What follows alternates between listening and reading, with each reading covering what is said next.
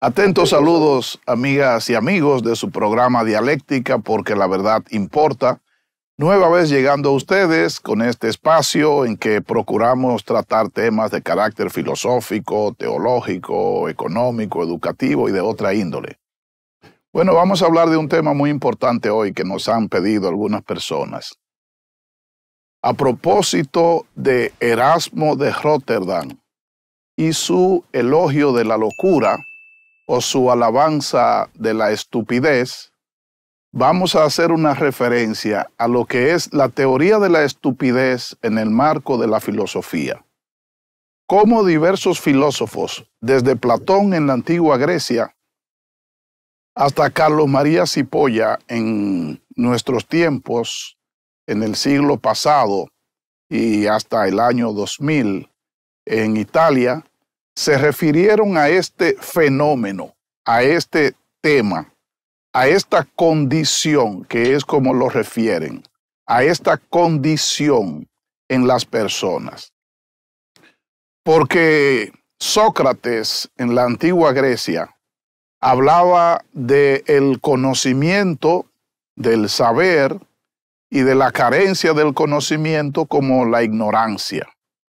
Y la cargaba con frecuencia contra la ignorancia, cuando decía que la ignorancia es la madre de todos los males y que el ignorante era la persona más peligrosa, porque al desconocer, entonces termina creyendo que conoce, sustituye su vacío de conocimiento y de saber por el creer.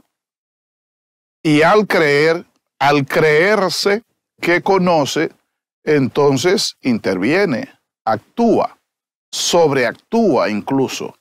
Y en ese sobreactuar, sin control por el desconocimiento, termina, desde el punto de vista socrático, termina entonces obrando mal o haciendo el mal.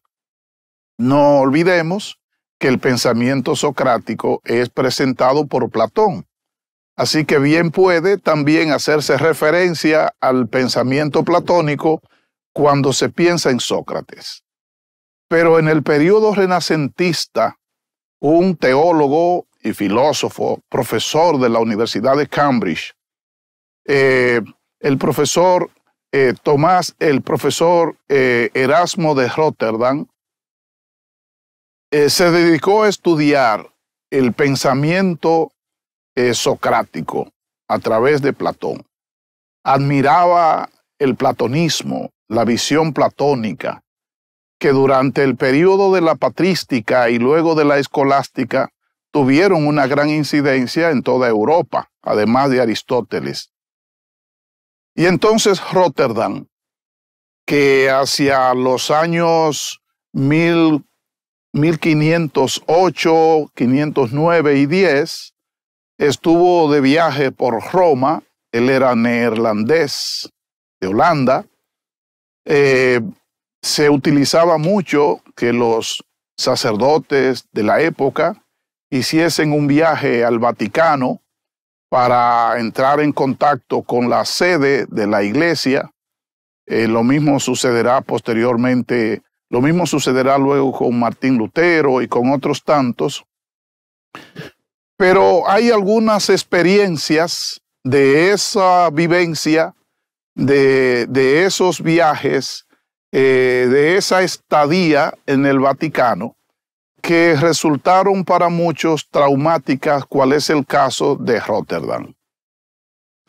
Él, que tenía un sentido más clásico, más identificado con la visión de piedad, con el cristianismo clásico, llano, cercano a la gente, a las bases, al entrar en contacto con la curia romana y con la cúpula de la iglesia, y al identificar lo que él veía como una brecha, como una distancia notable entre discurso y acción, entre lo que se profesaba, lo que se planteaba, lo que se propagaba y lo que se ejercía, regresa entonces a Inglaterra, donde estuvo por mucho tiempo residiendo, con un sabor amargo y con una impresión muy particular, que lo llevó entonces hacia el año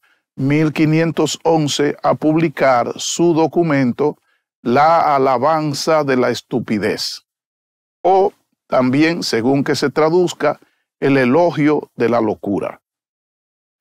Y ese elogio de la locura, en que la locura es un personaje que interviene para reclamar el espacio que reconoce tiene en la población y en la gente, en el pueblo llano, que sigue, que cree, que asimila, se diría ciegamente, ese discurso y ese mensaje que proponen los profetas, los líderes de la religión. Él va a extender eso no solamente al campo religioso, sino también al campo político e incluso al campo intelectual.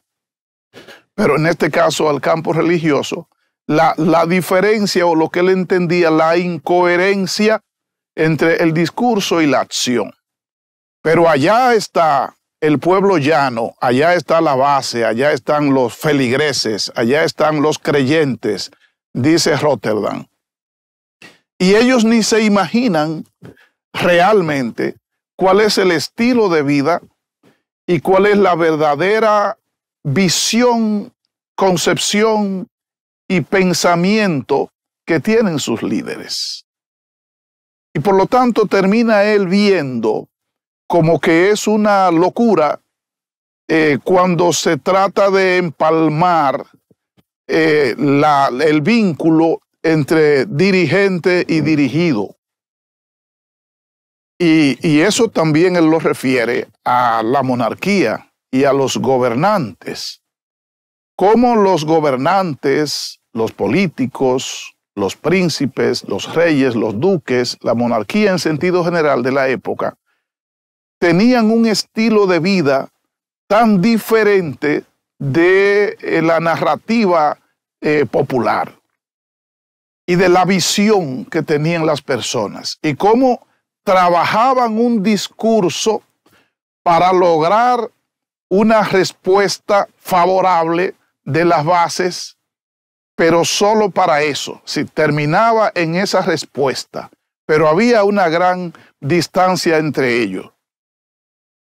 Y entonces Erasmo, además, hizo una traducción muy valiosa del Nuevo Testamento, del latín al griego, que serviría posteriormente a Martín Lutero,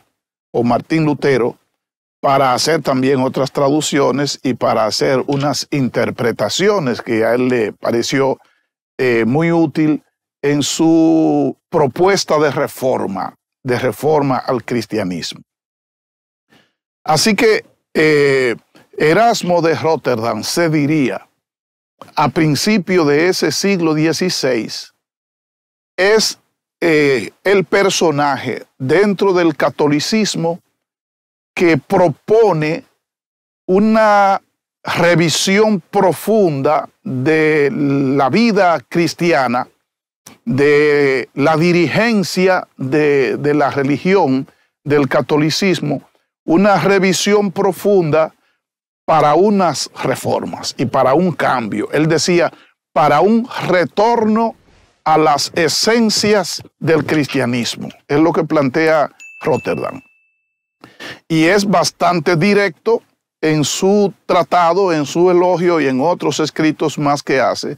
Es bastante directo en identificar figuras como el Papa, cardenales, obispos, etcétera, figuras específicas dentro de la iglesia y dentro de la religión.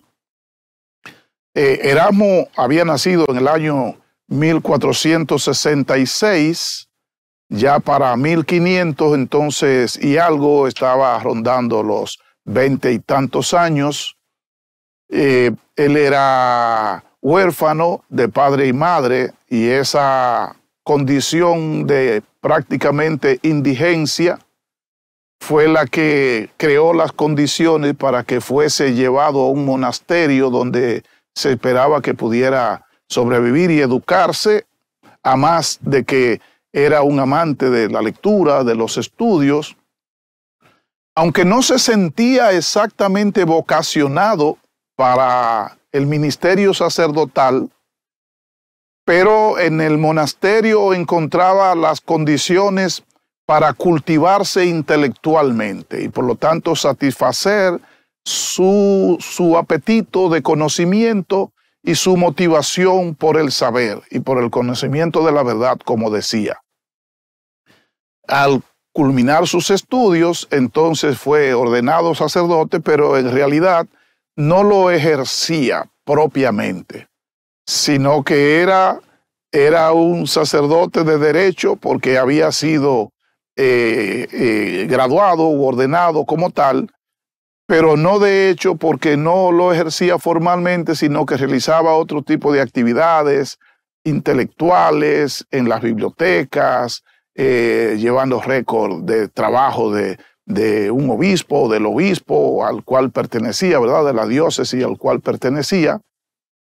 Así que, aunque se sentía muy comprometido con su fe y con su creencia, no así tanto con su ministerio y con su labor pastoral específicamente, y por lo tanto su labor intelectual era para él mucho más importante. Hay un personaje muy importante inglés que tendrá una relación y unos vínculos muy estrechos con Erasmo de Róterdam por la coincidencia en su posición. Estoy hablando de Tomás Moro. Tomás Moro no era cura como Erasmo, pero era una persona con un compromiso con su fe católica y con la religiosidad bastante profundizado, bastante arraigado. Era político, era jurista, fue juez, lord de Inglaterra, incluso canciller durante el reinado de Enrique VIII. Pero esa posición de canciller que le daba un compromiso importante con el gobierno, con el régimen monárquico de Enrique VIII, representaba también para él un gran reto, especialmente porque en esos tiempos entonces se producía la gran controversia entre el rey y el papado, entre la monarquía inglesa y el Vaticano, teniendo, como se sabe, de por medio a el rey de España, Carlos I, que además era el emperador del Sacro Imperio Romano Germánico y que tenía un control casi absoluto sobre todo lo que se movía alrededor de la Santa Sede y del Vaticano, y a sabiendas de que el propósito, el deseo, la petición del rey inglés era separarse de la reina consorte que era Catalina de Aragón, que a su vez era la tía del emperador y rey de España. Entonces eso creaba una especie de choques de intereses, porque el rey está pidiendo autorización al Papa para divorciarse, pero el Papa depende en buena parte del emperador y del rey de España, que es pariente de aquella de la cual el rey se quiere divorciar, el rey inglés, y por lo tanto creó una situación compleja que llevó finalmente a que el Papa negara la autorización o el permiso, la dispensa que pedía el rey. Pudo haberse dado si no estuviese esta complejidad con el emperador y rey de España, porque Enrique VIII casó con Catalina después de ella haber estado comprometida y casada con su hermano el príncipe Arturo, que era el príncipe heredero a la corona, pero que falleció, quedando la princesa viuda, y dadas diversas situaciones que, para volver hacia atrás, el proceso de casamiento entre príncipes español e inglés representaba incluso compromisos de tipo económico por el tema de las dotes que se cobraba para producir ese casamiento. Y entonces esa complejidad o ese condicionamiento de tipo material, de tipo económico, generó una salida como salomónica estelar, que fue entonces que ella casara con el hermano de su esposo fallecido, del príncipe heredero. Porque Enrique entonces ahora pasaba a ser el heredero al trono. Y efectivamente se produjo el casamiento, es decir, el Vaticano fue receptivo para que eso se produjera. Se produjo el casamiento con la princesa viuda, y a falta del rey, que era Enrique VII, entonces el príncipe pasó a gobernar Inglaterra ahora como Enrique VIII. Así que si antes había sido complaciente, amigable el Vaticano y el papado con la corona inglesa, en este caso pudo haber sido, si no fuese por esta contradicción que se producía con relación al rey de España y a su tía, la reina consorte Catalina de Aragón. Pero estamos hablando de Tomás Moro. Y entonces Tomás Moro está en medio de esta situación, siendo canciller, que es como mano derecha del rey. La solución que encontró el rey fue entonces cortar las relaciones con el Vaticano, producir o crear una sede religiosa cristiana que mantuviese prácticamente intacta las raíces y los fundamentos del catolicismo, pero sin obediencia al papado. Así que sería esta nueva iglesia una iglesia igualmente católica y apostólica, pero no romana en este caso, sino anglicana o de naturaleza inglesa. Eso creó desde luego muchos conflictos, porque hay siempre resistencia al cambio, y más cuando se trata de cuestiones de creencias y de fe, lo que provocó que el régimen desarrollara una persecución contra aquellos líderes que asumieran una postura contraria, de negación, de resistencia al cambio. Y uno de esos líderes entonces fue Tomás Moro, que no cedió para apoyar la decisión del monarca, y en consecuencia entró en contradicción con este. Encima, entonces, la prometida, la persona que escogería el rey para sustituir a la reina Catalina, que es Ana Bolena, asumió una postura entonces de persecución y de descrédito con Tomás Moro, que es el obstáculo para ella convertirse en reina de Inglaterra. Así que el rey, que siempre tenía una gran admiración y afectos por Tomás Moro, tenía ahora en su casa, en su cama, a una persona que permanentemente estaba persiguiendo a Moro y estaba atacándole, hasta que finalmente, dada la posición absolutamente intransigente, invariable de Moro, este fue condenado a muerte y ejecutado. Y entonces muere Tomás Moro, no sin antes entonces producir un documento muy valioso conocido como la Utopía, en donde en cierto modo presentaba una alternativa o una respuesta a esa locura que su amigo Rotterdam o de Rotterdam había planteado, ¿verdad? En su tratado anterior. Y aquí entonces Moro propone o plantea o expone la existencia, revela la existencia, que es desde luego imaginaria, de una isla, de una ciudad que tiene unas características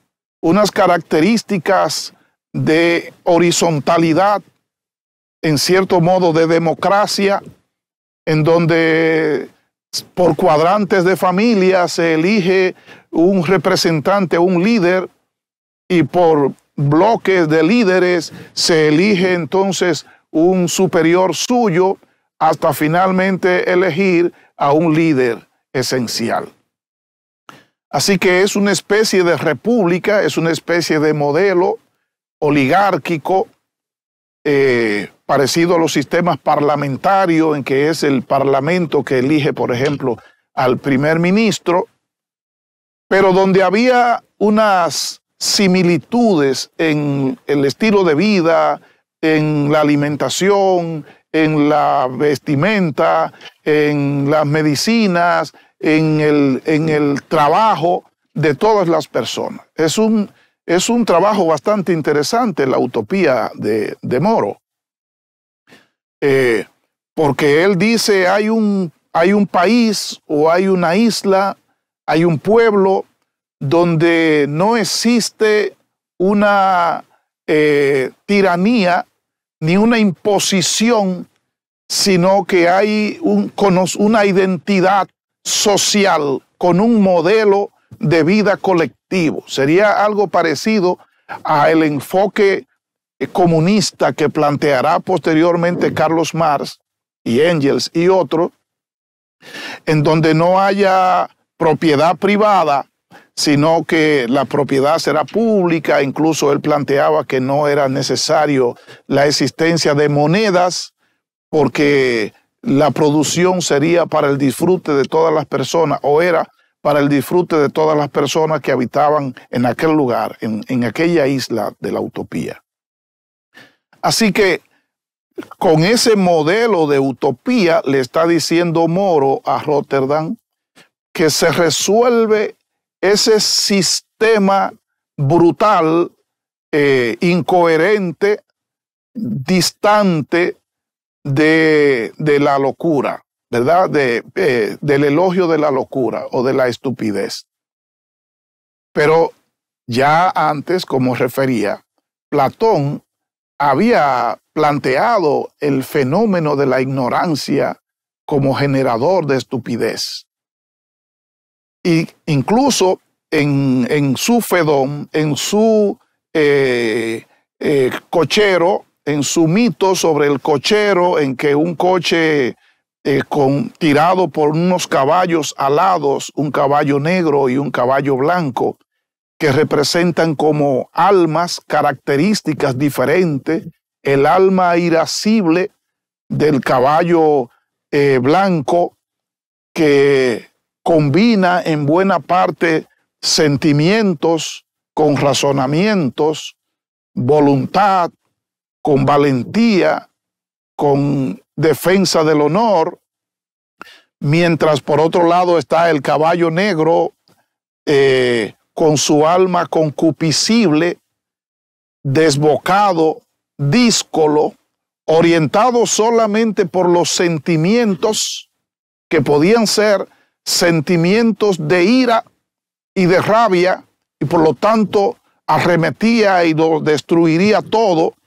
o podría ser un sentimiento de afecto y de amor, pero sin razón, sin razonamiento, y por lo tanto también de postración frente a la otra persona. Es decir, que esa alma que dice entonces Platón, esa alma que es la que desarrollan algunas personas que tienen una conducta dominada fundamentalmente por los sentimientos, sin razonar y que por lo tanto es díscola y termina siempre conduciendo al fracaso en su posición, mientras por otro lado hay un alma irascible, hay un alma fuerte, irracional, se diría en cierto sentido, en cuanto que es extremadamente categórica.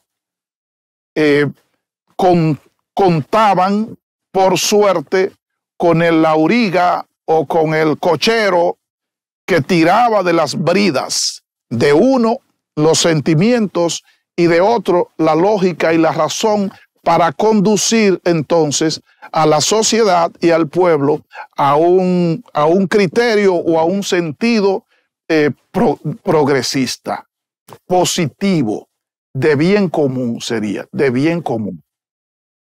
Así que si el derrotero es por el caballo blanco, entonces bien pudiéramos terminar en una postura muy obtusa, muy cerrada, muy intransigente. Si el derrotero es por la vía, por el carril del caballo negro, entonces podríamos desboscarnos tras las pasiones, y se necesita el alma racional, que es, decía Platón, la del filósofo, que es quien debe gobernar, y él lo plantea en su República. El que debe gobernar es el que tiene esa alma racional, que es capaz de tirar de las bridas del caballo negro de las pasiones desbocadas y tirar también de las del caballo blanco radical, para buscar entonces un punto orientado hacia el bien común. Y hago énfasis en la idea del bien común porque después algunos autores importantes, como es el caso de Carlos Marías Cipolla, que es un economista italiano más cercano a nuestros tiempos, pero también de Dietrich Bonhoeffer, que es un filósofo y también líder religioso protestante, un pastor alemán de los tiempos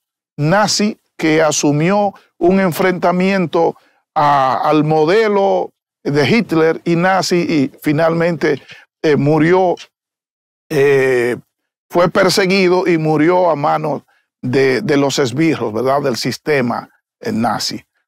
Pero la referencia a ellos es porque ellos entonces van a tratar el tema de la búsqueda del bien individual por parte de la persona, de la búsqueda del bien común, de la búsqueda del bien ajeno y de la búsqueda del bien suyo, ¿verdad?, del individuo, la posición del egoísta. De eso vamos a hablar y a desarrollarlo un poco más adelante en el programa. Voy a detenerme antes de la pausa para presentarles los medios a través de los cuales llegamos a ustedes. Recuerden que estamos en los canales 101 y 1101 en alta definición de Claro, el canal 81 de Altiz y 81 también de Aster, el canal 20 de Telecable Dominicano, 46 de Win Telecom, el canal 647 del Fire TV Stick. Además, recuerden que estamos presentes en más de 190 sistemas de cables en todas las provincias del país, en el satélite Eutel para todo el continente americano, en el satélite Intelsat para el resto del mundo, y por supuesto que a través de las plataformas digitales y de nuestra página www.sumundotv.com. Vamos a hacer una brevísima pausa para volver con ustedes en este tema importante que estamos tratando, que es la teoría de la estupidez en el marco del elogio de la locura de Erasmo de Rotterdam. Pausamos y volvemos en breve.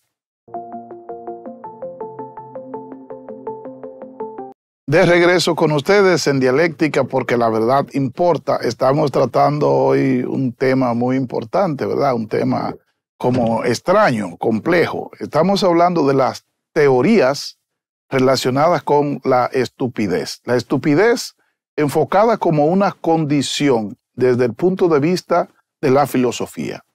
Diversos filósofos a lo largo de la historia se han cuestionado sobre, algunos sobre el coeficiente de inteligencia humano, el nivel de inteligencia de las personas. En los tiempos de Sócrates, del saber, y después, en tiempos más cercanos a nosotros, como de el coeficiente de inteligencia. Y la importancia de ese tema es que permite identificar que una persona puede tener una condición genética de origen que le permite entender, interpretar y explicar con mayor facilidad el entorno y diversas temáticas, incluso descodificar mensajes sublimes, ¿verdad? Identificar los mensajes subliminales. La persona por su coeficiente de inteligencia. Y otra persona que tiene un menor coeficiente de inteligencia y entonces se le hace más difícil. No se niega desde la filosofía que la persona pueda acceder al conocimiento y al saber. Lo único que se está planteando es que el grado de esfuerzo que tiene que hacer uno es mayor que el otro para alcanzar el conocimiento. Y entonces ese que tiene que hacer un grado cada vez mayor de esfuerzo, se diría que tiene una condición o un coeficiente menor. Pero hay un enfoque que tiene componentes incluso de tipo moral y que refiere a la voluntad y la motivación de la persona por el conocimiento de la verdad. Porque, como decía Sócrates, la persona que sabe que no sabe, es decir, la persona que descubre su ignorancia, su propia ignorancia, que admite su propia ignorancia, él llama el filósofo, yo solo sé que no sé nada, admite su propia ignorancia, eso es inteligencia, porque eso es descubrir que necesita aprender y ha de ponerse en camino de aprender, de estudiar. Pero resulta que hay otra persona que no puede identificar su nivel de ignorancia, que no admite su nivel de ignorancia porque no la ve, porque él no sabe que ignora. Lo que decía, no sabe que no sabe. Y a ese él le llamó el necio. Y entonces a esos es que se ha referido Rotterdam cuando hablaba de la estupidez o del estúpido, la persona que comete estupidez. Y a eso entonces se refiere Cipolla, el economista italiano, cuando dice, es que hay personas que no se interesan por el conocimiento de la verdad. Y si eso lo lleva también al plano de la ética y de la moral, también lo refiere a la búsqueda del bien. Y entonces habla Cipolla de 4 tipos de personas, que sería como similar a la visión de las almas o de las partes del alma que planteaba Platón y que referíamos en la primera parte de la conducta irascible, concupiscible, racional, etc. Entonces este habla de aquella persona que sería el altruista, que es como la teoría del buen pastor que da su vida por las ovejas. La persona que es capaz de sacrificarse en beneficio de los otros. Entonces, pudiera verse a simple vista como que es una renuncia a su bien. Lo único que en este caso se diría que es con una causa, por el bien de los otros, por el bien común. Así que hay esa persona capaz de morir para que vivan los demás. Y Cipolla lo acepta y también lo hacía Bonhoeffer desde su posición de líder cristiano. Incluso cuando recrudecía la persecución en Alemania contra los judíos y también contra un sinnúmero de intelectuales y contra la disidencia al régimen y al sistema, y él era disidente, él tenía una posición crítica. Cuando recrudecía, él entendió que debía correr el riesgo y regresar. Él estaba en Inglaterra, regresar a su país, a Alemania, y asumir el riesgo y luchar y conspirar, y estuvo envuelto en aquella conspiración en contra del sistema y del régimen. Porque dice él, si yo no desarrollo una lucha, si yo no acompaño al pueblo, a la gente, a los creyentes en su condición de pastor, si yo no los acompaño en las situaciones difíciles, entonces no voy a tener moral luego para ir a orientarlos y para ir a arengarlos cuando ya se haya salido del sistema. Cuando ellos hayan logrado el triunfo sin mí, entonces yo ir como a cobrar méritos por ese triunfo. Y entonces decide él retornar a su país, que muchos de sus amigos lo consideraron como un error, y fue apresado junto con un hermano suyo y con otros amigos que se descubrió estaban también envueltos en la lucha contra el régimen. Fue conducido a un campo de concentración y, como dije en la primera parte, allí fue ejecutado. Así que él asumió la postura del sacrificio, sería, de estar dispuesto a morir para beneficiar a otros. Ese enfoque altruista, justificado, dice Cipolla, de la persona que busca un bien, que busca el bien. Pero habla también de otro sujeto que él lo define como el inteligente, y es el que busca el bien del otro, pero también busca el bien suyo. No se sacrifica por el bien de los demás, sino que él procura su beneficio y el beneficio de los otros. Es como la visión, como se dice en nuestros tiempos, de ganar, ganar, donde todos se benefician. Y recuérdese que Cipolla es economista y él está enfocándolo desde el punto de vista de la productividad, del resultado positivo de una transacción, de un proceso de negociación, que todos tengan beneficio, como que el producto alcance a todos, que la riqueza alcance a todos. Esa es la visión, dice él, inteligente. Y ya he referido la visión altruista. Hay otra visión que él la plantea, se traduce como malvado o también como villano, que es la de la persona que busca el bien, cómo no, pero a costa del mal de los otros. No le importa si a los otros les fue bien, sino que lo que le importa es que a ellos les vaya bien.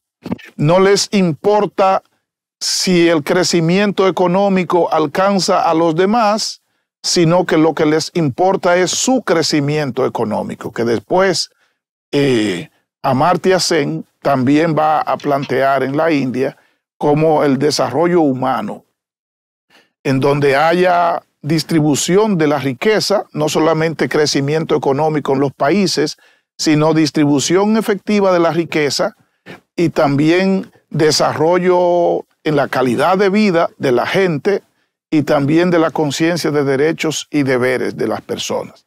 Así que aquel egoísta dice que solo se preocupa por su bien sin importarle el de los otros.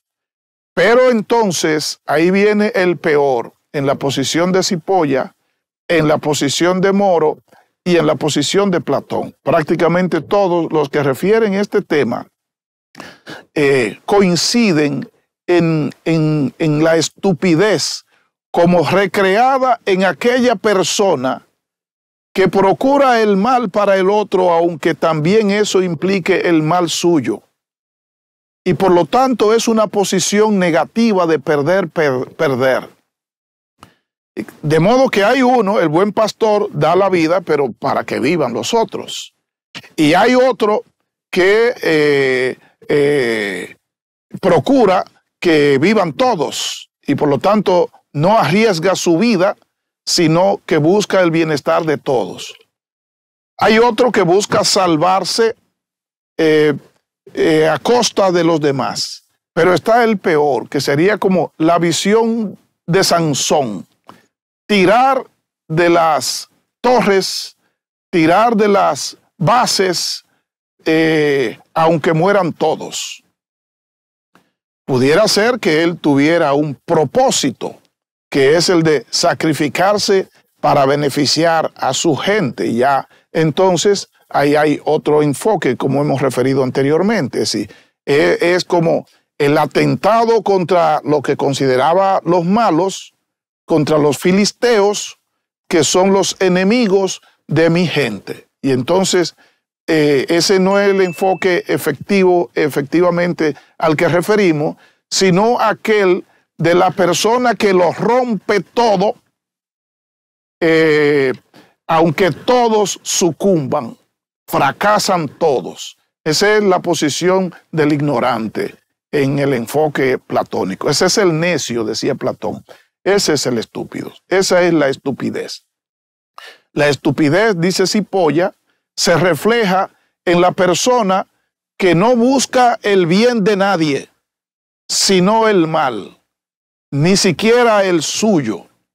Y entonces hay algunos tratadistas, desde luego, desde el punto de vista psicológico, que pudieran enfocar alguna psicopatología o alguna patología humana, como el caso del sadomasoquista, que se satisface en hacer sufrir con lo sádico, pero incluso sufriendo con lo de masoquista, pero lo refieren como un trastorno de la persona, no exactamente como una opción de la persona, aunque en este contexto filosófico se está refiriendo como una condición de la persona, que es el tema de la ignorancia. En la posición socrática hay la ignorancia, y entonces a esa ignorancia es que hacía referencia Erasmo de Róterdam. Y por eso él propugnaba porque los creyentes todos tuviesen acceso a las Sagradas Escrituras, a la Biblia, y no solamente los líderes del cristianismo a estudiarlos y explicárselo, porque él dice, lo van a explicar atendiendo a sus intereses, a la búsqueda de sus beneficios. Y entonces emprende esa campaña entonces de traducción y de popularización de las escrituras para que la gran mayoría entonces pueda tener acceso a ello. Hice una referencia ligera a Lutero, que tenía también unas relaciones tirantes, se diría, con Róterdam, diferente de Moro, que tuvieron siempre una relación de mucho afecto y amigabilidad. Lutero, que encontró en las ideas de Erasmo y en su elogio de la locura o su alabanza de la estupidez, y en su crítica firme, radical y fundamentada a las dirigencias, no solamente religiosas, sino también de la monarquía, e incluso hablaba de los intelectuales que se mofaban o que se ufanaban en este caso, de su supuesta superioridad con relación a los demás, con relación a los otros, que ya lo había advertido Platón. cuando habló de el que sabe y sabe, que es una persona que pudiera terminar entonces en la arrogancia, porque con su conciencia de su poder, de su potencialidad y de su sabiduría, podría como solazarse en su grandeza o en su supuesta grandeza y entonces imponerse, despreciar, desconocer a aquellos que no saben, pero que pueden ponerse en el camino del saber. Entonces, dice Erasmo, ese intelectual cuya labor es simplemente cosechar los frutos de su saber a costa de la ignorancia de los otros, sin interesarse porque el otro también vea, porque el otro también aprenda, porque el otro también crezca y ascienda, ese intelectual también se maneja en ese mundo de locura y en ese mundo de estupidez que se está desarrollando. Así que su crítica va a los intelectuales de la época, incluso se autocriticó eventualmente, y desde luego que también lo hacía con las monarquías, como refería, sobre todo que asumían una postura que va a recrear Nicolás Maquiavelo en su Príncipe, de búsqueda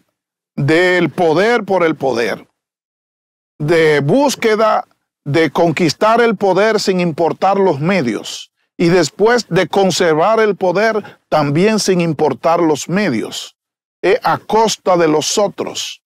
Por lo tanto, también critica esa visión incoherente y esa visión también demagoga de la burocracia y de la monarquía de la época. Naturalmente, como era cura, entonces el campo de trabajo, de acción, de crítica, de cuestionamiento y de preocupación mayor suyo era con la religión. Entonces, otro tanto sucedía con Lutero. Como Lutero también era cura, era monje, monje dominico, este también asume esa posición, ¿verdad? Asume esa posición de enfrentamiento con su iglesia, de enfrentamiento con el catolicismo, que al decir de él mismo no tenía en ningún momento propósito de dividirla ni de perseguirla sin más, sino de estimularla a un retorno a sus orígenes, a sus raíces, al cristianismo llano. Y por lo tanto la idea de la democratización de las escrituras de Erasmo de Róterdam le pareció a Martín Lutero como conveniente y favorable. Claro, las circunstancias se diría que eran diferentes entre ellos.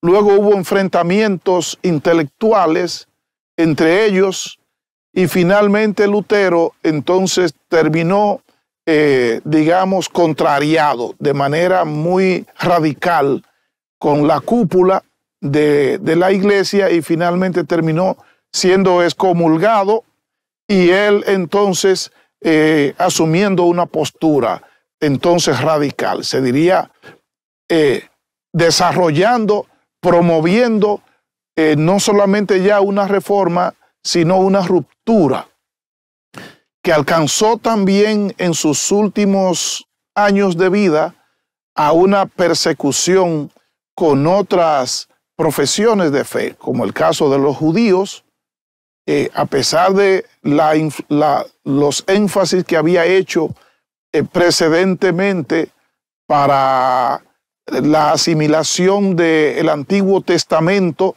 que es un documento de tradición propiamente judía, y la estimación de esa parte que es entonces lo que lleva a la exclusión de algunos libros contenidos en la Biblia, pero que no forman parte de esa tradición de textos sagrados de los judíos, y que entonces Lutero entiende que debe asumirse de manera íntegra el documento judío, desconociendo estos otros documentos que fueron agregados posteriormente, que sería relativos al Antiguo Testamento. A pesar entonces de esa posición suya, su postura fue de persecución también de los anabaptistas y de los judíos. Ya se estaban creando, entonces se diría, algunas condiciones de animadversión contra los judíos que alcanzaría su clímax en los tiempos entonces de Bonhoeffer, en los tiempos de Hitler. Pero bueno, el tiempo es breve en televisión y ya el director me está haciendo señas de que llegamos al final. He querido referirme a esta temática relativa a las teorías de la estupidez. Es un tema mucho más amplio. Hay otros tantos tratadistas que lo refieren desde diferentes ángulos. Hay algunos autores que lo refieren en relación con los hemisferios derecho e izquierdo del cerebro de la persona, que lo orienta hacia esa alma concupiscible de la que hablaba Sócrates, por un lado, por ejemplo, el derecho, o que lo orienta hacia esa visión lógica y racional, por ejemplo, el izquierdo, pero esos serían temas entonces de otros programas. A ustedes agradecerles que me hayan acompañado en una entrega más de Dialéctica y convocarles para que estén con nosotros una vez más. Atentos saludos y muchas gracias.